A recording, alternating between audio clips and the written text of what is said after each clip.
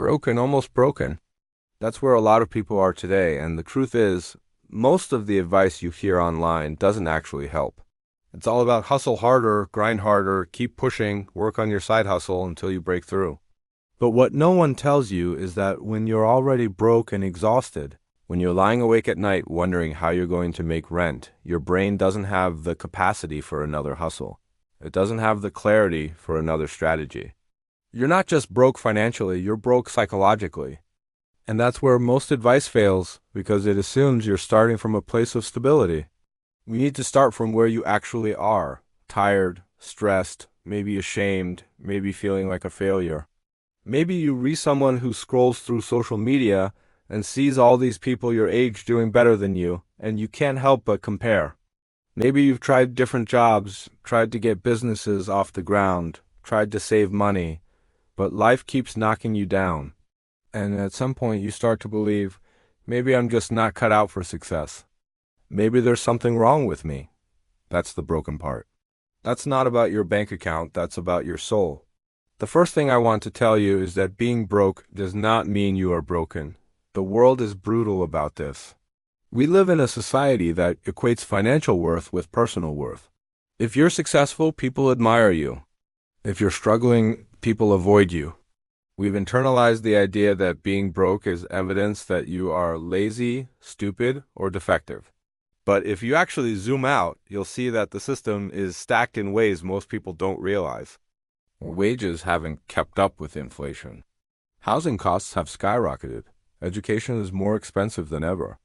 Healthcare bankrupts families. You can be hardworking, intelligent, disciplined, and still find yourself broke. And yet, because society constantly tells you that your worth equals your net worth, you begin to believe it. That's the trap. Now, let's talk about what happens in your brain when you're broke. Poverty is not just a financial condition, it's a psychological one. There's research showing that when you're financially insecure, your cognitive bandwidth shrinks. It's like your brain is running on low power mode. You spend so much mental energy worrying about money that you have less capacity for everything else. That's why it feels so hard to get ahead when you're struggling. It is not just that you don't have money, it is that being broke literally taxes your brain. You're more likely to make impulsive decisions, more likely to procrastinate, less likely to plan long term. And then, when those behaviors sabotage your progress, you blame yourself. You think you're lazy, you think you're weak, but really, it's the psychology of scarcity taking its toll. This is why a lot of financial advice is useless. Just budget better. Just stop drinking coffee. Just invest in the stock market. That advice assumes your brain is functioning at full capacity. But when you're broke and almost broken, your brain is stuck in survival mode. Telling someone in survival mode to think long-term is like telling someone who is drowning to plan their retirement. It is not that they don't care about the future, it is that they can't afford to. Their brain is screaming at them to survive today, this hour, this moment. So what do you actually do? The first step is to stop blaming yourself for being in this position. Shame is like an anchor tied to your leg. Every time you try to move forward, it drags you back down. If you're going to climb out of this hole, you cannot afford to carry shame with you. That doesn't mean you avoid responsibility. It means you understand the difference between responsibility and blame. Responsibility is empowering. Responsibility says, okay, maybe I made mistakes. Maybe I didn't learn about money. Maybe I trusted the wrong people. But I can take action now. Blame says, I'm a failure. I'll never get it right. One keeps you stuck. The other gives you agency. Now, here's the second piece of realistic advice. Shrink the game. When you're broke, the biggest mistake people make is trying to leap too far too fast. They set giant goals because they think only something huge will save them. I'll start a 6-figure business. I'll pay off all my debts in a year, and then when they inevitably fall short, the failure crushes them even more. What you need to do is make the game winnable again. If your finances are a mess, don't try to fix everything in a month. Pick one small, achievable target. Maybe it's saving $20 this week. Maybe it's cooking instead of ordering food once. These tiny wins may feel insignificant, but psychologically they are massive because they rebuild your sense of agency. They remind your brain, I can affect my circumstances. I'm not powerless. And once you rebuild that, you have the foundation to take bigger steps. The third piece of advice is to separate survival money from growth money.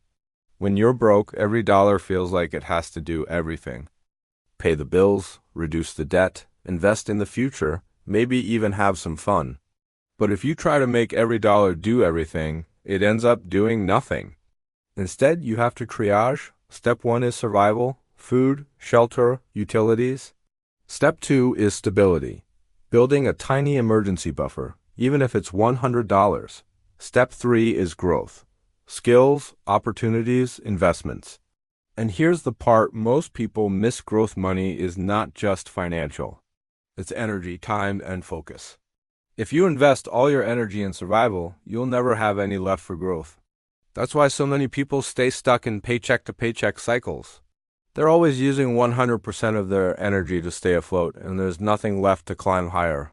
So you have to carve out even a sliver of growth energy. Maybe it's an hour a week learning a new skill. Maybe it's networking with one person. Maybe it's reading a book. These little growth investments compound, but only if you start making them now. And let's be honest, when you're broke, growth feels like a luxury. You tell yourself, I'll focus on learning once I'm financially stable. But the truth is, stability doesn't come without growth. So you can't wait. You have to invest even when it feels like you can't afford to. And here's the paradox. The smaller the investment, the more important it is. A billionaire can waste an hour a day and it means nothing. But if you're broke, an hour a week of focused growth can completely change your trajectory over a few years. The fourth piece is about relationships. When you're broke, you often isolate yourself. You don't want to go out because you can't afford it. You avoid friends because you're ashamed. You don't ask for help because you don't want to look weak. But isolation is the worst thing you can do. When people study upward mobility, one of the strongest predictors isn't raw intelligence or even hard work. It's social capital. Who you know, who trusts you, who's willing to open a door for you. If you cut yourself off from relationships because you're broke, you're cutting yourself off from opportunities. That doesn't mean you have to go to fancy dinners or spend money you don't have. It means you need to stay connected. Call your friends. Show up for people emotionally. Volunteer your time. Build goodwill. Relationships are a form of wealth, and sometimes they're the bridge between being stuck and getting your next opportunity. And finally, I want to talk about mental resilience. Because when you're broke and almost broken, the hardest part isn't the money, it's the hopelessness. It's waking up every day and feeling like nothing will change. That's the part that breaks people, not the bank balance. The way you fight that hopelessness is by finding meaning outside of money. If your entire self-worth is tied to your financial status, you will crumble. But if you can cultivate meaning in relationships, in personal growth, in creativity, in service, then money becomes one aspect of life, not the definition of life. And ironically, the more you anchor yourself in meaning outside of money, the easier it becomes to make the hard choices that lead to financial improvement. Because you're no longer operating out of desperation, you're operating out of purpose. So here's the realistic advice, boiled down. Stop blaming yourself, shrink the game, separate survival from growth, stay connected to people, and find meaning outside of money. None of this will make you rich overnight, but it will stop you from being broken. It will give you the psychological footing you need to start climbing again. And in the end, that's the difference between people who stay stuck and people who eventually break free. Not that one group found a magic trick, but that one group managed to survive the hopelessness long enough to rebuild. You know, sometimes when people come to me and tell me they're broke, what they really saying is not just that they don't have money in their account. What they're saying is that they feel small. They feel invisible. They feel like they've been pushed to the edge of society and told that their value is nothing. And if you've ever been there, you know what I'm talking about. It's not just about the bills you can't pay it. It's about sitting at the dinner table with your family and pretending everything is okay because You want to show them the panic, that S in your chest. It's about looking at your kids, if you have kids, and wondering if you refailing them because you can't to give them the life they deserve. It's about scrolling through job postings at midnight and feeling like every single one is out of reach, like the whole system was built to filter you out. And in those moments, what starts to happen is that your identity begins to fuse with your circumstances.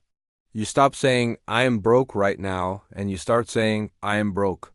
One is temporary, the other becomes permanent. One is a situation, the other becomes an identity. And once it becomes your identity, you don't even fight anymore, because how do you fight yourself?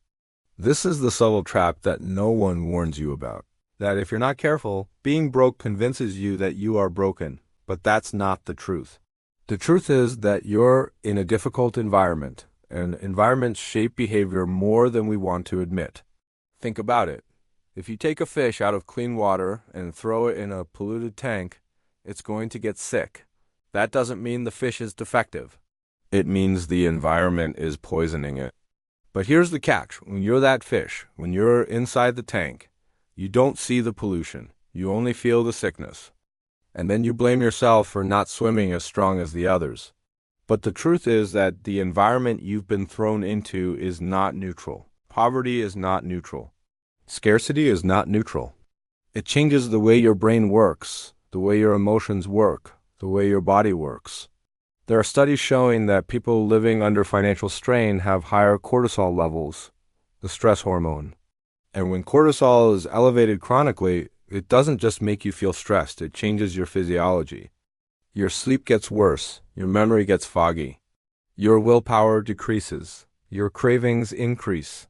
You may gain weight, you may feel fatigued, you may snap at the people you love. And then, when you look at your life, it feels like everything is falling apart. Not just the money, but your health, your relationships, your mood. And then the shame grows even stronger. Why can't I just handle this? Why can't I just be stronger? But the truth is, your nervous system is under assault. It's not about weakness, it's about biology. And here's where the brokenness comes in. Because once your biology is impacted, once your sleep is disrupted, once your stress is chronic, you start to lose hope. And hope is the thing that keeps humans going when nothing else makes sense. Hope is the fuel that lets you believe tomorrow could be better than today. But when you've been broke for a long time, when you've tried and failed, when you've hustled and still come up short, hope starts to feel dangerous. Because every time you hope and it doesn't work out, it feels like another little piece of you dies. So you stop hoping because you're tired of the disappointment. And that's when the brokenness really sets in. So what do we do? How do we actually move forward when we are broke and almost broken? I want to be realistic here because the worst thing I could do for you is feed you false positivity. You don't need more motivational quotes on your Instagram feed. You don't need someone to yell at you to grind harder. You need a roadmap that actually acknowledges the hole you're in and the fact that climbing out will take time, patience, and strategy. The first thing we need to talk about is stability. When you're broke, your life often feels like it's in chaos. One bill goes unpaid, then a late fee gets added, then that messes up your budget. Then suddenly you're borrowing from one place to cover another. And when everything feels chaotic, your mind spirals with it. So the first step is not to get rich or make it big. The first step is stability. Imagine a ship in the middle of a storm. The first thing the crew does is not sail toward the destination. The first thing they do is secure the sails, balance the weight, and stop the ship from capsizing. That's stability. What does that look like in real life? It looks like identifying the non-negotiables, food, shelter, and one bill that, if unpaid, could create a cascade of disasters. Maybe it's your rent. Maybe it's your car payment because you need the car to work. Once you identify the non-negotiables, you give yourself permission to let other things slide temporarily. That doesn't mean you ignore them forever, but it means you stop trying to juggle everything at once because that juggling is what keeps you spinning in chaos. Focus on stabilizing the essentials, and suddenly your brain starts to calm down. When your brain calms down, you think clearer.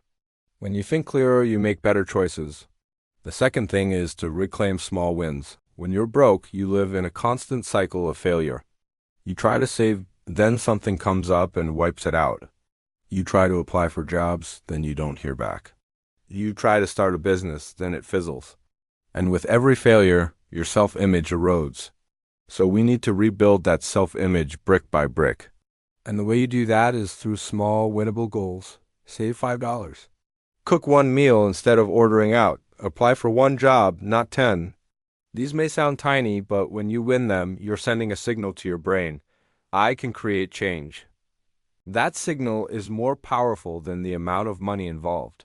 Because once your brain starts to believe change is possible, hope creeps back in. And once hope comes back, energy follows. The third piece is understanding seasons. Right now, you may be in a season of survival. And in survival seasons, you cannot expect yourself to perform like you're in a season of growth. This is one of the biggest mistakes people make. They beat themselves up for not thriving while they re-drowning. If you're in survival mode, give yourself permission to just survive. Cut the goals in half. Lower the expectations. Survival seasons are not permanent, but they are real. And when you stop fighting against the reality of the season, you free up energy to actually make it through. Because nothing wastes energy like expecting yourself to perform at a level you simply cannot in your current state. Now, here's something deeper. A lot of people who are broke and almost broken are carrying trauma. Maybe it's childhood poverty. Maybe it's parents who fought about money. Maybe it's shame from failing in the past. And when that trauma gets triggered, you don't just react to the current situation, you react to all the ghosts of the past.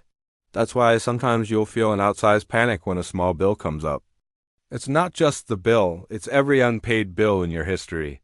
It's every fight you overheard as a child. It's every time you felt unsafe. And if you don't recognize that, you'll think you're overreacting. But you're not overreacting, you're reliving. This is why healing the brokenness isn't just about money. It's about untangling those old wounds.